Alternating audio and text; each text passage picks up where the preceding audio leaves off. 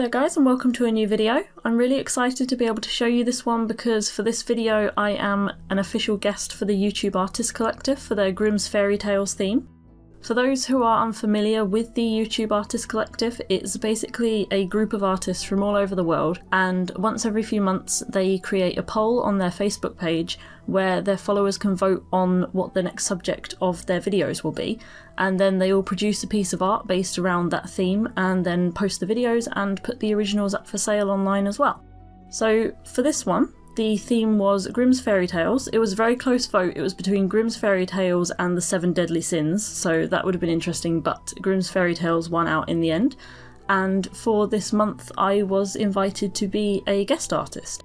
So they're including guest artists for their videos in the future as well, I believe. And so the others for this month were Brushes and Bunnies and Windy Iris, and you'll be able to find their links in the box below along with the links for all the other artists in the collective. Please do be sure to check them out if you can, because they are all incredible artists and they really deserve your attention, so do go and check out their work. I apologise for sticking my head in the way of the camera a few times during this video. I'm still trying to get out of that habit because I do tend to lean really close to the camera when I'm inking because I have really bad eyesight, but also it's just kind of an annoying habit that I need to get out of, so I apologise for that. I'm going to rethink my camera setup in future as well to try and avoid that. Also, there is a clip somewhere that is really pixelated. I apologise, my video camera's memory card decided to corrupt itself. I managed to save everything, but it took about 3 hours and one of the clips ended up really bad quality for some reason, but I couldn't get it any better, so I apologise if that's distracting at all.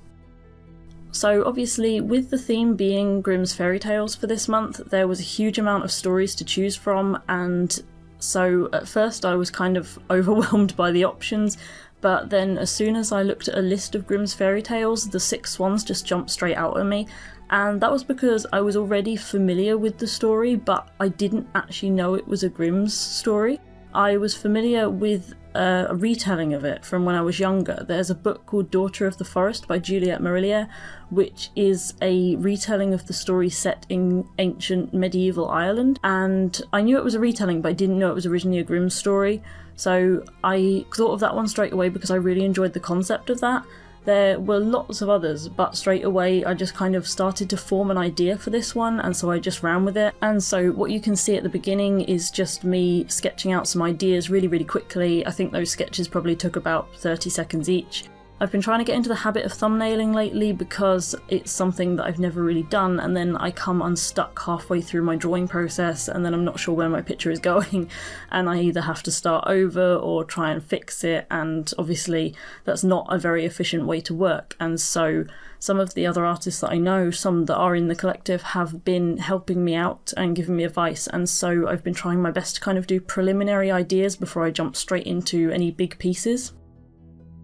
So for those who are unfamiliar with the story of the 6 Swans, basically it's about a king who has 7 children, 6 brothers and a sister, and the brothers are turned into swans by their stepmother, and the only way that their sister can save them is by making 6 shirts out of nettles, and for the entire time she's doing this, across 7 years, she can't make a sound, speak to anyone, communicate in any way, or they'll stay swans forever.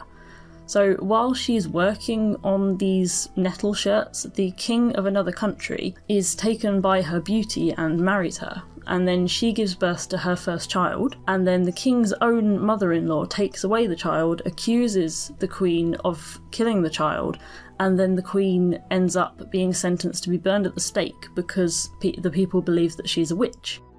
And so on the day that she's due to be executed, luckily she has just finished making the shirts for her brothers, and then when she's brought to the stake, she takes the shirts with her, and then just as she's about to be burned, the swans fly back because the 7-year limit has expired, and then she throws the shirts over her brothers and then they change back into their human forms and they manage to save her.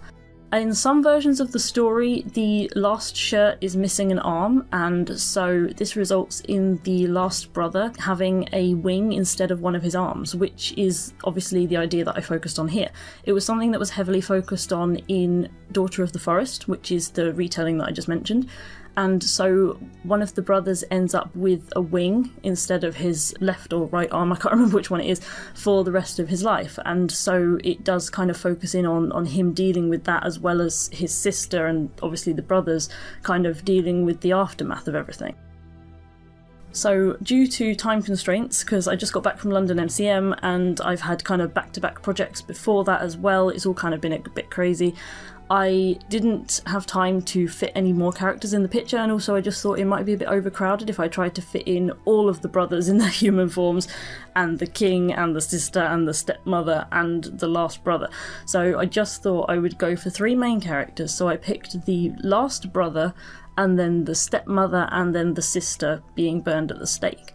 And so what I wanted to kind of do with this picture was create 3 distinct zones in the background of colour. So what we have is the sister being burned at the stake, then we've got the darkened night sky coming in, and then at the bottom we've got a sunset with the castle. I kind of wanted a little bit of contrast with a more peaceful scene versus the chaos of the rest of the picture. So you've got the swans flying away at the top, you've got the flames burning, you've got the stepmother in the middle, and then you've got at the bottom is kind of a hint of where it all started, or maybe where they're going back to when it's all over, when it's all peaceful and calm again and everything is done. And so I wanted to kind of make each section of the picture flow into the others via the use of colour and via the use of little details. So for example, the ash flying out of the fire then flows into the stars in the sky. I'm not sure if this is being conveyed as well as I had pictured it in my head. There are some things that I would definitely do differently if I did it again, but that's kind of the concept that I was going for. So you can see in the original line art that I had the brother's wing stretching way over the top of the picture, and then kind of the swans were flying over it. And the original concept there was that the wing would be splitting off into the swans, so it would be kind of dividing up and then you'd see all the swans flying away, but I didn't ink it correctly, it didn't look effective, it just looked like a really overly long wing. So then I got the watercolours out and I decided to paint over the end of the wing and make it shorter, and then hopefully use the black of the night sky to divide the swans and make more distance between them, because I thought that would be more effective than having them all sort of flying in one clump. So that didn't turn out exactly as I wanted it to, but I kind of compromised and did the best I could with it, which is something that I'm having to learn with traditional art, because obviously I'm a lot more used to digital art and I'm not used to having to work with my mistakes. I'm used to being able to just get rid of them, and so it's something that I've got to learn, and hopefully I can improve on that as I go. This was a very mixed media piece because I'm not confident enough in my abilities yet with a single medium to be able to create a full piece with it and for it to actually feel finished. So I don't feel that I'm ready to do an entire piece in watercolour and for it to be as vibrant or as bright or as complete looking as I would like it to be. So what I did with this was create a base with watercolour. It's done on Daler Rowney fine grain paper, the heavyweight version. I was going to use Daler Rowney mixed media paper, and then I realised too late that I didn't have any left, so I will have to make a trip to Hobbycraft and pick some more of that up. And I also used the Windsor and Newton watercolours, which are my favourites to use at the moment. I really like their vibrancy. Like I said before, I've been picking up some of the professional colours in the bargain bin at Hobbycraft. I'm not sponsored by Hobbycraft, I just hang around there a lot. And so I've managed to pick up some of the vibrant colours and piece together a sort of mishmash collection of the student grade and the professional grade colours. So the black came in useful because the black I used to cover up the wing was one of the professional ones. I think it was originally about £7 on its own just for that pan, and I got it for like £2, so that was good. But yeah, that was definitely a much stronger colour than the usual ones. Then I used the Zig Art and Graphic twin markers to add some depth to the colour and to fill in any gaps that I didn't feel the watercolour filled in well enough. The Art and Graphic Twin are water-based markers, so they could then be blended with the watercolour. It's still going to take me some practice because unfortunately I did end up with some colour merging and some blotching going on, which I then tried to fix later on. But yeah, that's another thing I will have to mark down to practice in future. Then I used Prismacolor Premier coloured pencils, which I got recently. I've only just started using them, but I really like them. They blend really nicely and I like the texture that they create on this paper. Then I used a white Posca marker, white acrylic, white ink and a white gel pen for all the finishing touches, the bits of ash spiralling around, the eye highlights, details on the skin and so on. And then for the freckles on the brother and the sister, I used the really tiny fine end of a trio marker to just add that in to kind of make them look more similar to each other and just to add a little bit more visual interest. Oh, and I did the line art with Staedtler markers, which are waterproof, and I really like using them. They're my current favourite fine liners. I have a ridiculous amount of fine liners, but they are currently my favourite. They come in a really nice variety of sizes, they're nice and smooth to ink with, and they don't budge no matter how much water you put on them, so I've been really enjoying using those. I didn't draw an actual nettle shirt on the brother because I thought that would be a little bit hard to draw. I wasn't actually sure how I would visualise that or draw it, and also because obviously it's my own interpretation the same way that every other retelling of the Six Swans is an interpretation.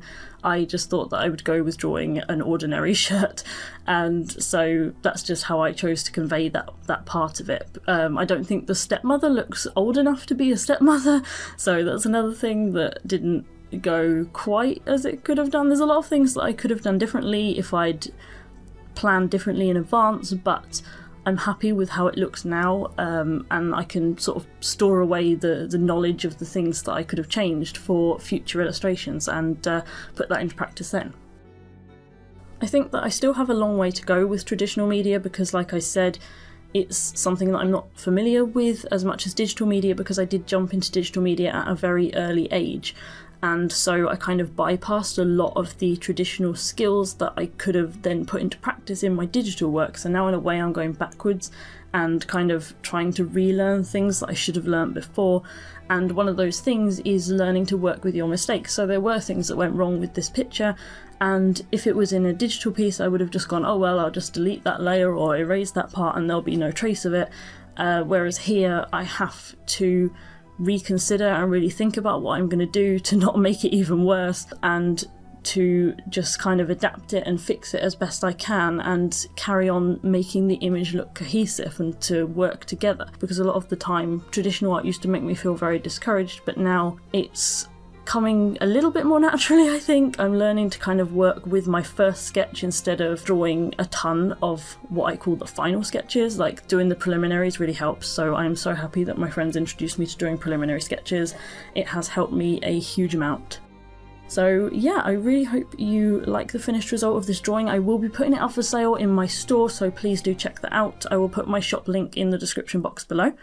And please do check out all the other incredible artists in the collective. I am so grateful to them for giving me the opportunity to take part this month, and I'm really happy to see all their finished pieces. I'm really excited to see their own interpretations of the theme, because it's so fascinating to see so many variations of one concept and to see how people can see it from so many different angles, and just it's always fun to see lots of different people following the same theme and to see what they get out of it.